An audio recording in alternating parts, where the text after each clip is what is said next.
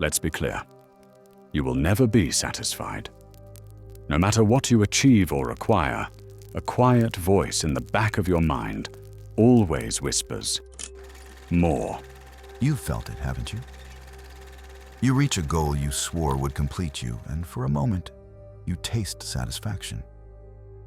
But then the glow fades, the horizon shifts, and that insatiable hunger returns.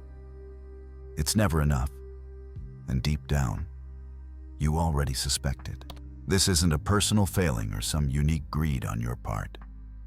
This is human nature, programmed into your very survival instinct. From the dawn of our species, our brains were wired to crave more, to chase, to hunger endlessly. Satisfied creatures didn't survive long in a world of scarcity. Our ancestors lived by a simple rule. If you ever felt content and stopped striving, you might soon die. Dissatisfaction kept them alive, and now it lives on in you. Picture your forebears millennia ago. A hunter-gatherer scanning the horizon, stomach half empty. In his world, complacency was lethal. If he ever thought, I have enough food, enough shelter, the next drought or storm would prove him wrong. Only those who always wanted more food, more resources, more security, survived to pass on their genes. That relentless craving kept them alive, and that same relentless craving now pulses in your own veins. Your brain's reward circuits were forged in those harsh times. Find sweet fruit or a successful hunt, and nature gave our ancestors a blissful jolt of pleasure. A quick hit of, yes, this will help you survive. But that pleasure was fleeting by design. It had to be. If satisfaction lingered too long, they might not rush to seek the next meal or shelter. So evolution gave us just a brief taste of contentment, then yanked it away, leaving us restless for the next win. A never-ending cycle of desire and momentary fulfillment was born. And it's still spinning within you. For example, why do you still crave sugary, fatty foods even when you're full? Because in the ancient world, those calorie-rich treats were rare lifelines. Evolution wired your brain to gorge on them whenever possible, unsure when the next meal would come. Now food is abundant. Yet that primal instinct still screams at you to devour as if famine were around every corner. Why isn't a comfortable life ever enough? Because in our tribal past, more resources and higher status meant a better chance of survival. That wiring remains. Even if you have plenty now, a primitive voice inside keeps insisting, accumulate more, protect your rank, never be satisfied with what you have. Why do you get hooked on endless news feeds and new entertainment? Because curiosity once kept our ancestors alive. A new sight or sound could mean danger or opportunity. We evolved to love novelty. Your brain still gives a jolt of pleasure for something new. Now, with infinite content at your fingertips, that ancient curiosity turns into an endless scrolling habit, always craving the next update. And what about accomplishments? Have you noticed that after reaching a goal, your victory high fades fast? That too is by design. The hunter who relaxed after one success might starve later. So nature gives us a brief thrill for winning, then quickly replaces it with restlessness. You hit a target, celebrate for a moment, and soon you feel the urge to strive again, chasing the next triumph. You don't just want more. You want more than others. In our early tribes, if a rival had better shelter or more food, your family's survival could be at risk. So we evolved to constantly compare ourselves. Even today, you could have plenty, but the second you see someone with more, you feel lack. That twinge of envy is ancient programming still keeping score, making you restless until you come out on top. It becomes clear, Mother Nature's agenda was never your happiness. It was your survival and reproduction. If keeping you dissatisfied got you to gather more food, secure more mates, and outdo your rivals, then dissatisfaction was a feature, not a bug. Nature doesn't care that endless craving now leaves you anxious or hollow. It only cares that your genes live on. We are the descendants of those who were never content, who always hungered. And so we carry that restless fire in our bellies, whether we truly need it or not. For humans, dissatisfaction is the default state. Brief moments of satisfaction flicker by, but they never last. No matter how much we get, our minds quickly reset to not enough, and the hunger starts again. Modern culture only magnifies this hunger. Advertisers constantly tempt you with new things, knowing you'll always want more. Social media bombards you with others' curated highlights, triggering that old envy. In fact, the economy runs on your dissatisfaction. If everyone felt content tomorrow, who would keep frantically buying and striving? So the world keeps you chasing. Psychologists call this the hedonic treadmill. No matter how fast you run, you never arrive. You get what you want, and soon you want more. Each accomplishment only raises the bar. You're running in place, forever chasing contentment that remains just out of reach. This endless chase is exhausting. It keeps you anxious and busy, yet somehow empty inside. How many nights have you lain awake, mind racing with plans and worries, even though you have a roof over your head and enough to eat? How often have you achieved something you wanted, only to feel a strange hollowness soon after? We live in comfort, yet our minds are still starving, because that ancient hunger never stops gnawing. Sometimes it feels like a gaping void opens inside you, an emptiness that nothing ever fills. You throw every pleasure and achievement into this pit, and it still demands more. This inner void isn't because you're doing life wrong. It exists because of how we're built. A mind wired to always crave will always feel something missing. In the modern world of abundance, those same primal drives often backfire. The urge to hoard turns into binge eating. The urge to stay alert turns into constant anxiety. The lust for status becomes a bottomless social media scroll. We are essentially Stone Age minds lost in a world that indulges our appetites too easily. It's ironic. We solved so many of life's external problems.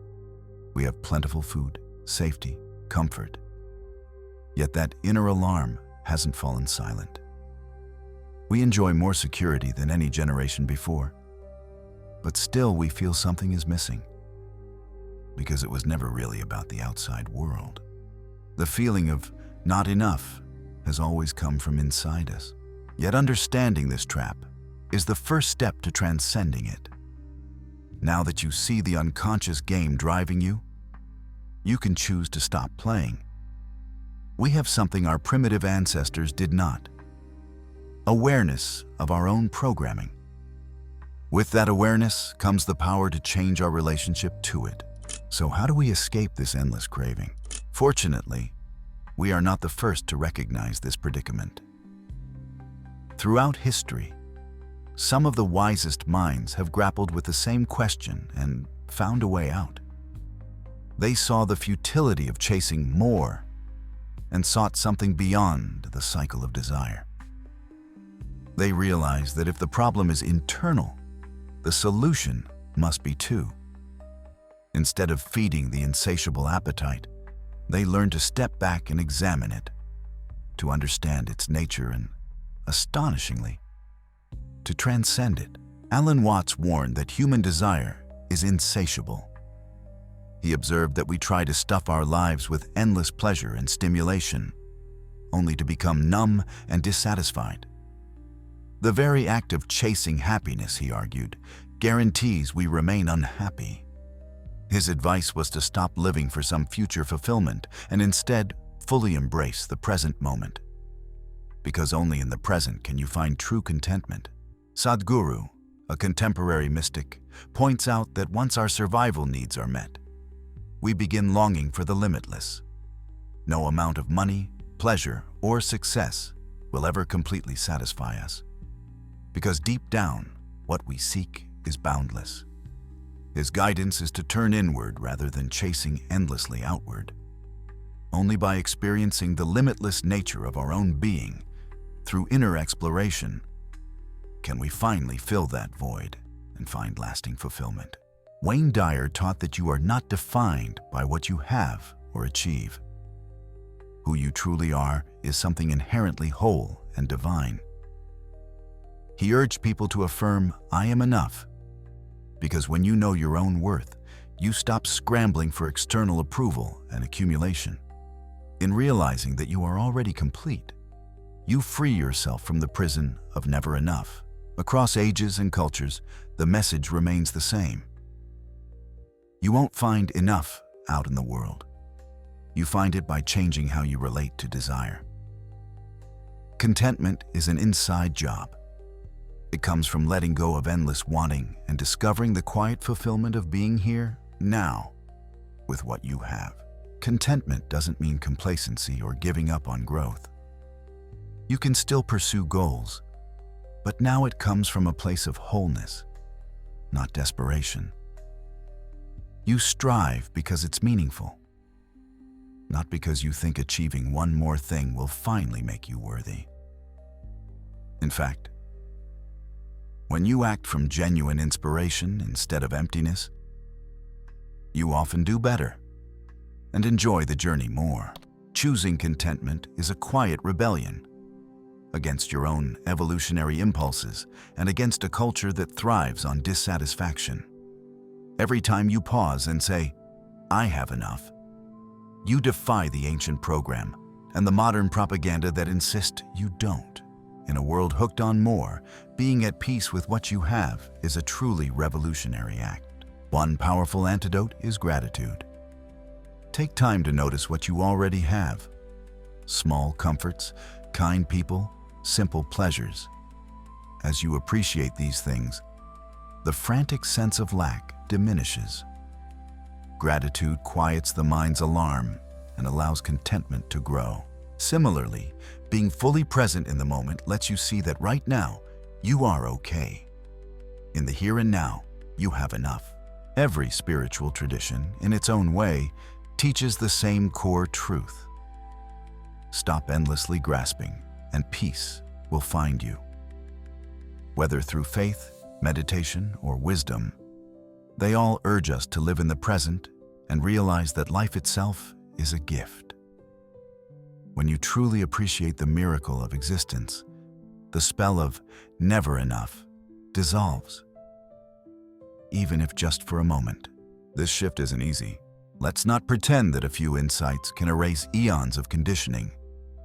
Contentment is a practice to be cultivated patiently. You will slip up, find yourself chasing desires again. But each time you catch yourself and return to gratitude and presence, the old chains loosen and a new way of being grows stronger. What you discover as you practice is subtle, but profound. That gnawing voice in your head, the one that once screamed for more, begins to soften. In the space it leaves behind, a quiet joy rises. You start to feel genuinely happy for small, ordinary reasons. A warm cup of tea, the smile of a stranger, a clear blue sky. These simple moments were always available, but before you were too preoccupied to fully notice them.